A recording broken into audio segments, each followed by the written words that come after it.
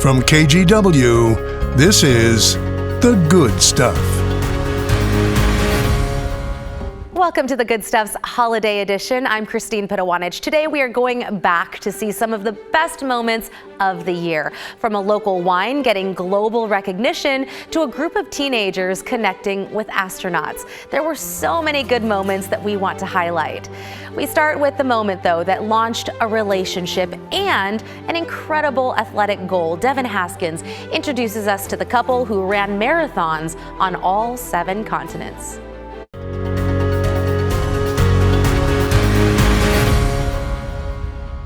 It's fitting Nancy Bruton and Jay Carlton's story begins at the finish line of a 2014 Hood to Coast relay. And it was on the KGW Hood to Coast team that our then anchor, Mark, turned to me and said, go talk to Team Yogging, which was a team dressed up as the Anchorman newscast. And if a photo was worth 1,000 words, there's a lot to say about this one.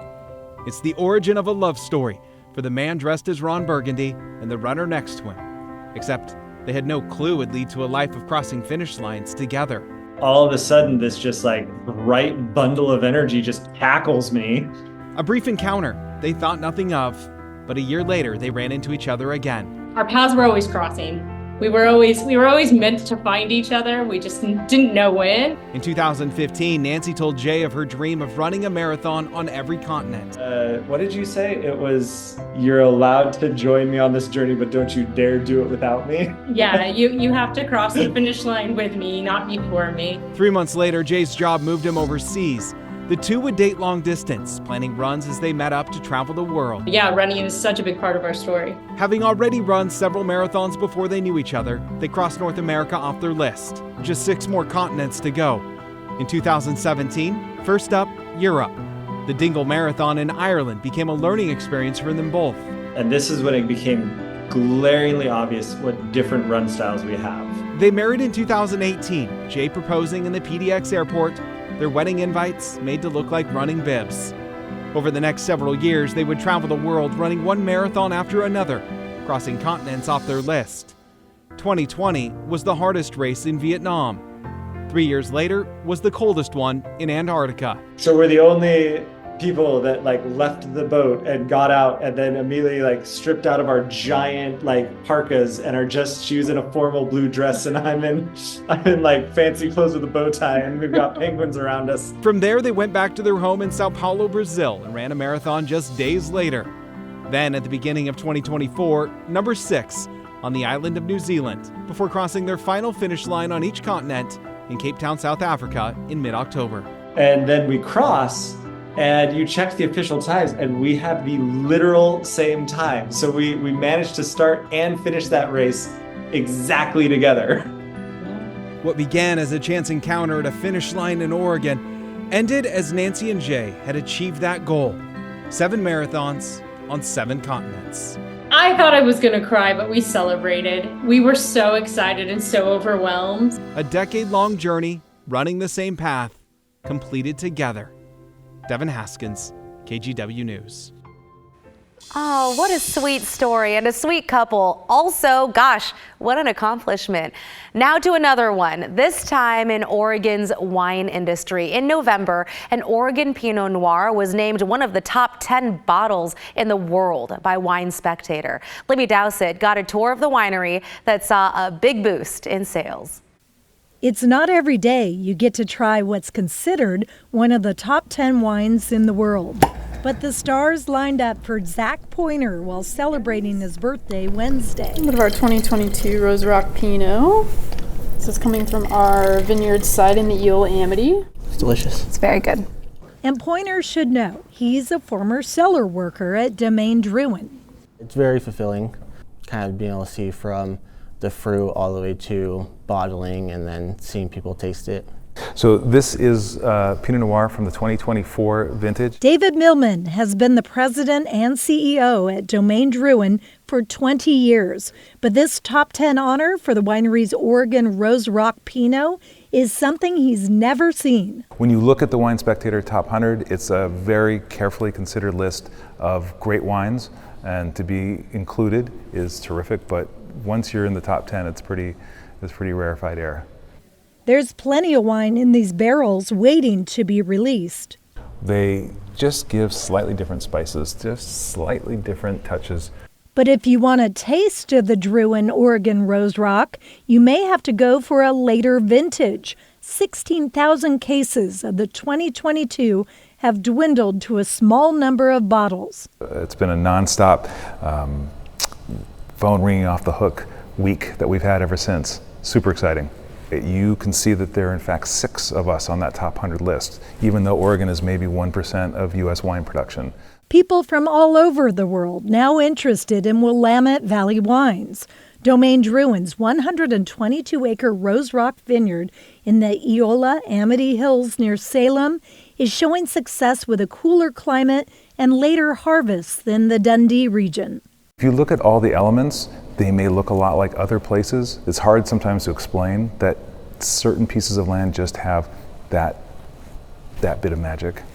Showing this could be just the beginning of Oregon's wine story as more wineries begin to expand to other areas of this beautiful state. And I think for a lot of people, they feel like it's still a sense of discovery. It's a good story that gets better and better. Libby Dowsett, KGW News. Oh, that Pinot Noir, one of the many delicious Pinots in our area. And you know, it's not just Domaine Druin. Many Oregon winemakers celebrated a really smooth harvest this year. They reported slow and steady ripening and ideal temperatures, which makes for a great vintage. Winemakers say the industry is well positioned for a rebound from the lagging sales since the pandemic. Well, if you've recently been to Portland's airport, you have probably experienced the shiny new main terminal. It opened in August, and it was a really big moment for PDX. It got a massive timber roof that allows natural light to filter in through, along with more than 50 full-sized trees. There are new local restaurants and stores that people can visit before security as well. Also, new ticket counters and security checkpoints will hopefully make visits to the airport a little smoother. Just the check-in area is like a lot more efficient now, so I want to say, yeah, it's a big improvement. It's just open and airy and not congested or claustrophobic at all. There's this really nice earthy element to it. It's that Pacific Northwest vibe. And who doesn't love a Pacific Northwest vibe? If you want to get that famous shoe selfie on the airport carpet, you'll find pieces of the classic carpet design at the top of the stadium seating located on each side of the terminal. Still ahead on this special holiday edition of The Good Stuff, how technology is making live sports a more accessible experience. We'll explain next.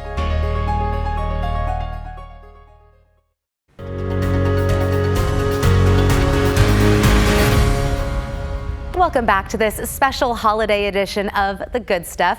We're going back in time through some of the good moments of the year.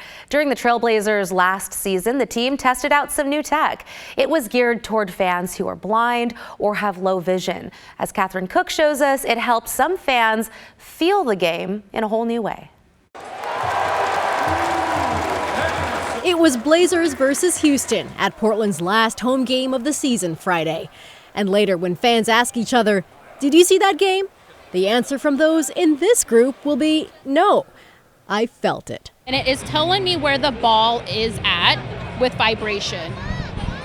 So currently it is with the Trailblazers. Ashley Richards and other fans in this section are visually impaired.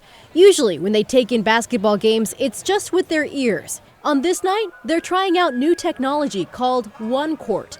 The device tracks game data in real time, then translates the action into vibrations on this surface. This is actually a game changer. I'm very excited about using this device. Jared Mace is CEO and lead designer at One Court. He and the rest of his business team formed as students at the University of Washington. Jared says the inspiration for One Court came from a video he saw of a blind person at a soccer match. He was sitting in the stands with a woman who watched the game below and at the same time moved his hands across a game board to represent the action on the field. So it was through touch that he was gaining access. The Blazers are the first NBA team to test out the One Court devices. They hope this pilot project will pave the way for other teams and leagues to give them a try and maybe offer their fans a new way to access the action. I hope this thing becomes a thing and I can watch football, my husband, and hockey. For now, one court is still in the testing phase. In fact, only 8 of these prototypes exist. The Blazers say when it's really ready to go, they're all in.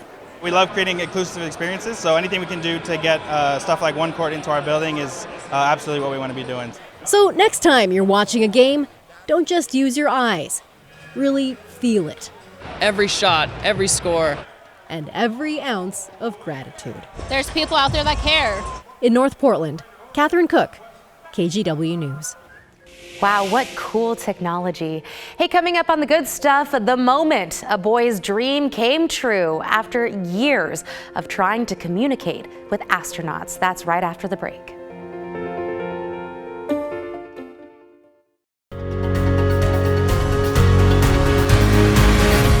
Anyone assess? Anyone assess? Anyone assess? This is Kilo Juliet 7 November Lima Lima. Kilo Juliet 7 November Lima Lima.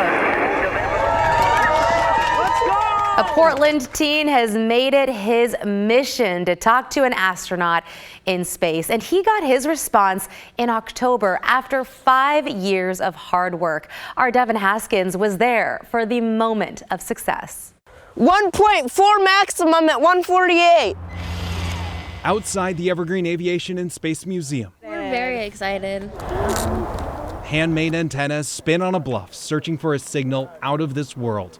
This is the main antenna that it's going to communicate with its space station as it traverses overhead. You should be able to rotate it. And while this type of science and math, yeah, just that one, might make our heads spin. Good.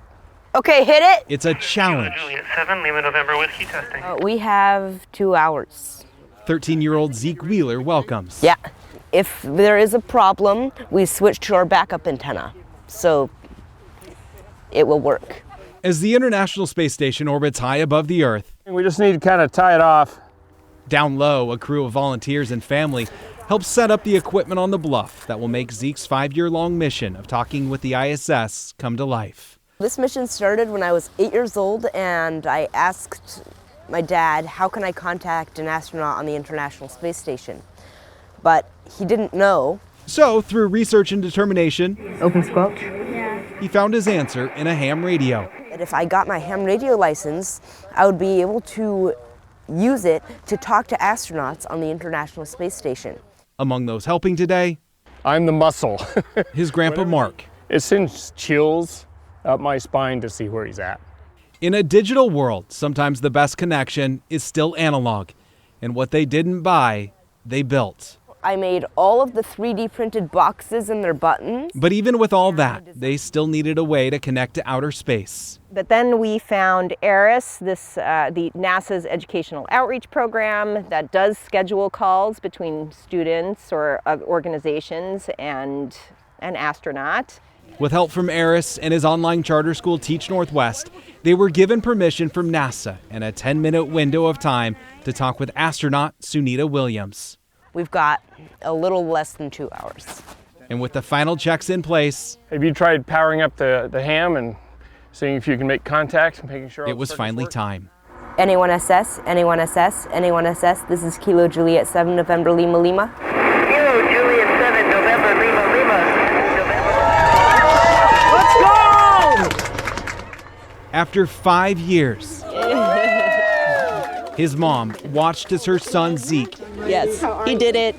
I'm so relieved. Had answered the one question he was determined to answer. Sunita, this is Kilo Juliet 7 November Lima Lima. It is a great honor to connect with you today. I read you 5. He wasn't here to talk with Williams, though. He just wanted to prove that he could. And are you ready to receive questions? Yes, Tech Northwest, it's great to hear your voice, and I'm ready for questions.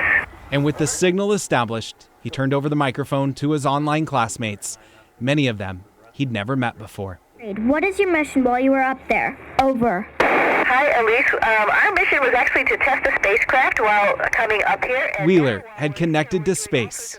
What does your day-to-day look like at the International Space Station? During the day, we have all sorts of different activities, science experiments, medical experiments, maintenance. His classmates had talked with an astronaut.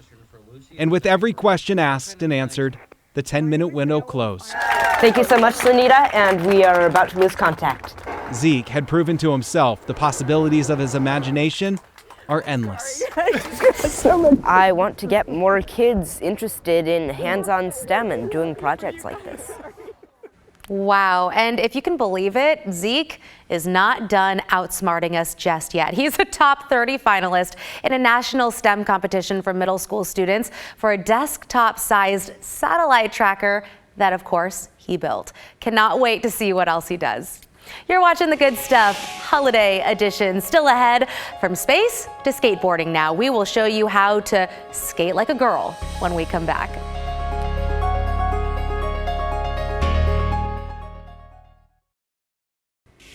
Welcome back. When skateboarding was introduced to the competitive world stage during the Tokyo Olympics, the sport saw an explosion in popularity all over, including here in Portland.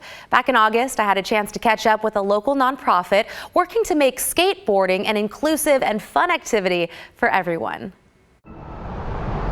Inside this building on the corner of Martin Luther King Jr. Boulevard and Main in Southeast Portland is something you might not expect: an indoor park, where these skateboarders sport skills and style.